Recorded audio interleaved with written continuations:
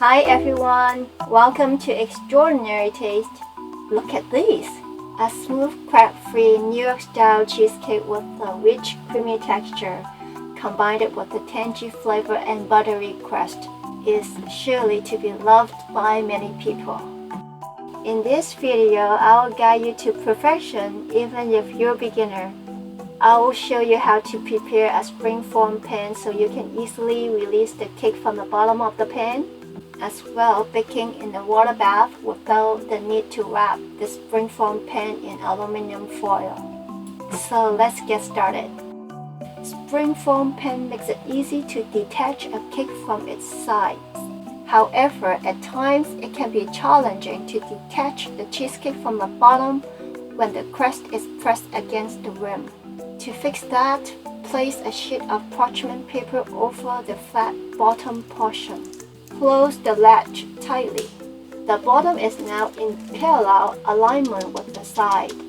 It's sturdy enough to hold the crust and batter. Leave a margin of 1 to 2 cm and then cut off the excess paper. Don't cut too close to the pan as the paper may dislodge when pressing in the crust.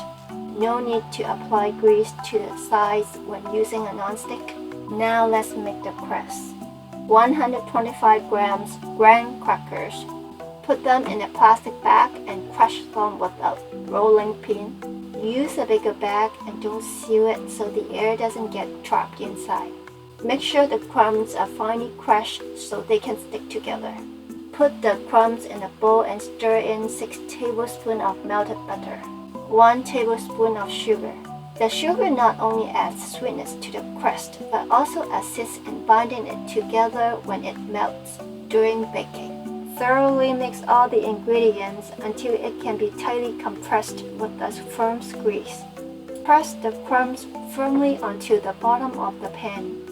This amount is good for a thin crust that covers only the bottom. So just increase the ingredient accordingly if you prefer to put them on the sides as well. The crust doesn't need to be big, it will bake with the cake. Okay, the crust is done. Now let's get the oven ready and preheat it before we start making the batter. As I've mentioned earlier, we're not going to wrap the springform pan in aluminum foil. Instead, we'll put the water bath on a rack just below the cake as you see the setup here.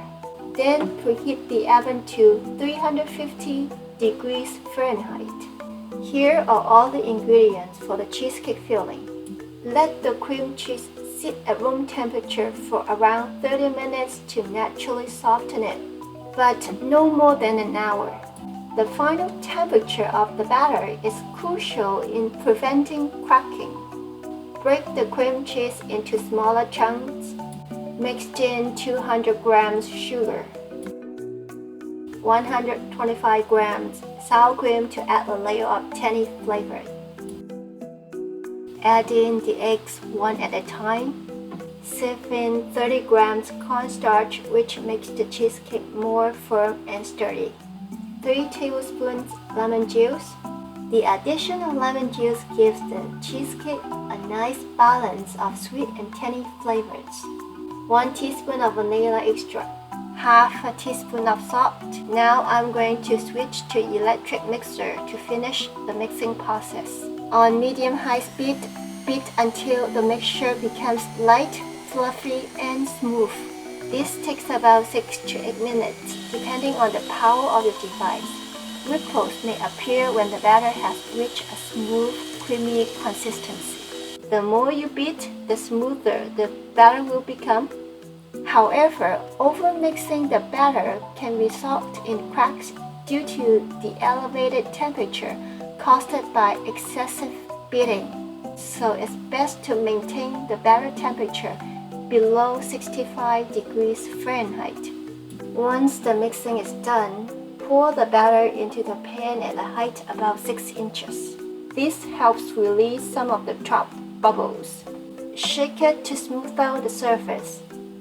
Bake immediately to prevent any further rise in temperature. Place the cake on the top rack while the hot water bath on the bottom rack. The steam from the hot water bath is going to create a moist and gentle heat environment that helps prevent cracking. Bake at 350 degrees Fahrenheit for 15 minutes to initiate the rising and setting of the cake. Then don't open the oven door. Lower the temperature to 225 degrees Fahrenheit and continue to bake for an additional 75 minutes. Make sure to position the cake directly above the water bath to catch any butter drip so they won't fall onto your oven and burned. Baking is done when the cheesecake has set with a slight jiggle in the center. Allow the cake to cool entirely at room temperature. Then refrigerate at least 6 hours or overnight. It becomes incredibly easy to remove the cake from a springform pan with a parchment paper secured at the bottom. Simply lift the parchment paper and the cake will detach from the bottom. Cutting a cheesecake can be messy and potentially ruin it. I tried to slice the cake with a strong thread, but found it very difficult to get through the crust. Then I got a brilliant idea. How about threading it upside down? No, not really. It's just another disappointment. Cutting through the graham cracker crust with the thread is a bit challenging. But I do believe the threading method is a good option for slicing spongy cake crust. So I guess I will stick with the knife. Dip the knife in hot water for a few moments to warm it up. Wipe off any excess water with a paper towel. Make a straight downward cut into the cheesecake. Apply pressure toward the crust and slide the knife out in your direction. Dip the knife in the hot water and wipe clean after each cut. This ensures a clean cut each time. This cheesecake freezes exceptionally well. Store the slices in a glass container can preserve the taste for 2 to 3 months. The best method to defrost a cheesecake is by thawing it in a fridge. You will be amazed as the cheesecake tastes just as delicious as it were freshly made. If you want to give this recipe a try but don't have a springform pan, don't rush to get one. A regular pan works too. Cut a parchment paper to cover the inside of the pan. Make sure the edge of the paper is taller than the pan. Follow the same steps as using a springform pan. The cake can be released by pulling the edge of the parchment paper. Trim off any rough edges. That's it for now. Thank you for watching. I will see you next time.